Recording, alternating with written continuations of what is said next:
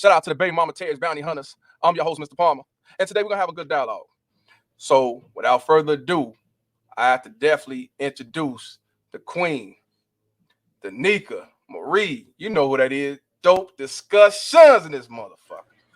Shout out to you. How you doing, sis? Good. How y'all doing? We're going to, just in case, let everybody know who you are and what you got going on and so on. Well, I am Nika Marie. I am a wife. I'm an author. I'm a relationship coach. I'm a YouTube personality. I am your little big sister. Okay, your big little sister. And that's pretty much a summary of who I am. I'm not for everybody, and I'm not ever going to try to be. So that's just who I am. I'm the MF in truth. That's who I am. 100%. Let me ask you this, because I see a lot of your videos and you controversial like me. See, that's the thing I don't understand. People like, oh, like you. I'm like, well, you just as controversial as I am.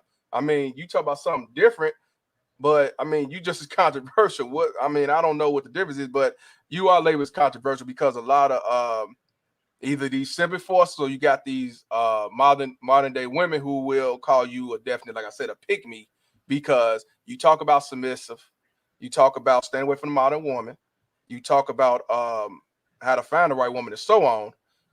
What's your take on that? People looking at you as a pick me. So I just learned to just be yourself, and whoever gravitates, they gravitate. Whoever like it, they like it. Whoever hates it, they hate it.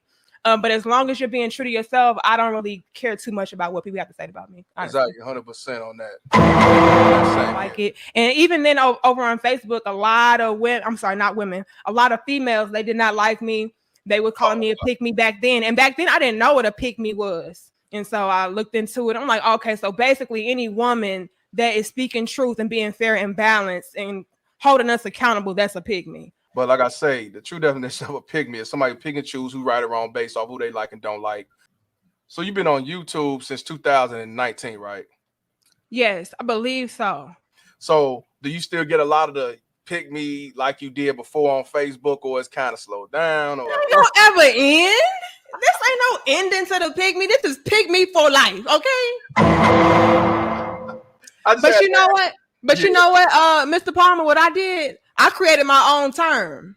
I created a term to counter the pick me, and we call them pass me's. Right. These are the females that men pass around. Good men pass up, and the real women surpass in life. So they are the pass me chicks. If I'm a pick me, you'll pass me. And so that's what we do. They give up the body, but don't give up the heart. Mm-hmm. Pass me chicks. I watched this, start laughing. I'm like, truth is what it is. You can't make this stuff, man. If anybody starts saying pass me, you got it from your little big sister. I will be mentioning right. And hashtag, y'all need to hashtag that, but don't Instagram everything else. I know you said you married. How long you been married? I've been married since 2017, but we've been together since 2012. Okay, congratulations. Thank you. Any kids? Not yet. We're gonna work on it soon, though. Okay, I heard that. Yeah, I think it's about time to go ahead and pop a few twins out or something. Twins? You going with the twins? Here we go. You never went through, when it comes to child support, you never went through child support or a situation where you was alienated from your father, stuff like that. I gotta ask.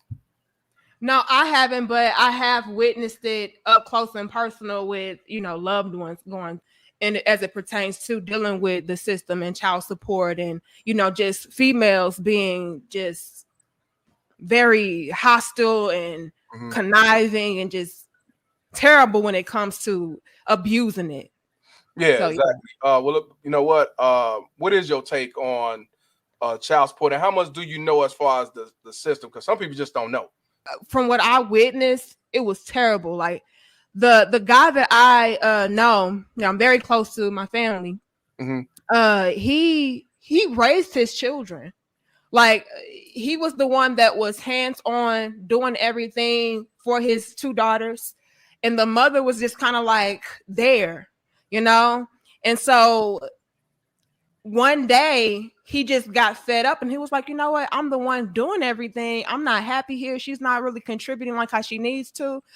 Maybe we should just part ways. And so he presented to her like, look, maybe we should just separate. We can co-parent, and let's just figure out the easiest, healthiest way to go ahead and go our separate ways and still be able to raise our children.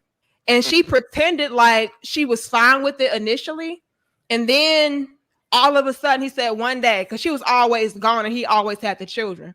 One day she had been gone all day, and he got a knock at the door, and it was the police telling him that he got to get out.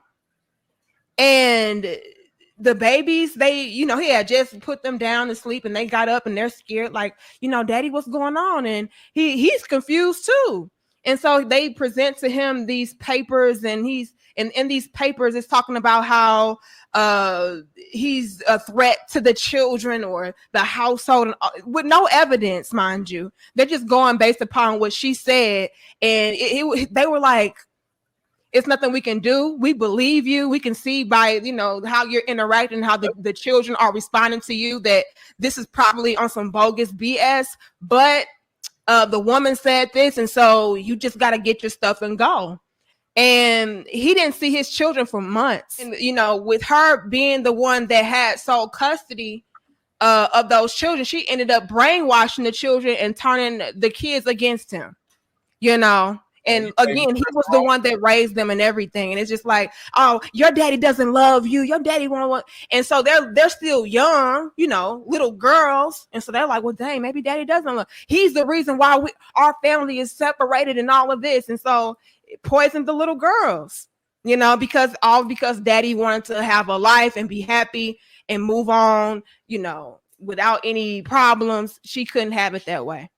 But a lot of people tell you, nah, you should have picked better. Nah, it can't be true.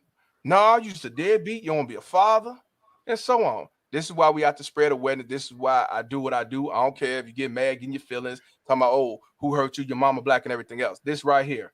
And so I can bear witness to say that even when you do, as men, give your all, go for broke, break down, crying, receipts, proof all day, every day, you're still with the dealing with a system to where it's like, we don't give a damn about you. How's he doing? I gotta ask. It's just so sad to see, like, he really is defeated by it. What's your take on why the majority of society would not fight against this or try to dumb it down? I think it's because society is just accustomed to pacifying and not holding women accountable for a lot of the things that we do. It's just socially acceptable to just blame it on the man, because it's just easier to do it that way without having to bash the women. Because, to be honest, a lot of the women of today, they feel like they have a lot of power, whether that be money or whatever, influence, whatever. So that, I feel like society in general does try to make it to where the women are being catered to just to keep us comfortable enough to just keep feeding into the system, and so, and they know that we're going to be the main ones that do that. And so what better way to make sure that the women are being satisfied and continuing to feed into society and the system and so on and so forth, by just granting them any and everything and not making them the problem. You know what I mean? Yeah, because also it's beneficial. It's beneficial to have the women in that mind state of not being the problem. Because if you really want to peel back the layers and go deep with it, again, we're talking about, money being exchanged and so on and so forth. Like it all goes back down to the money.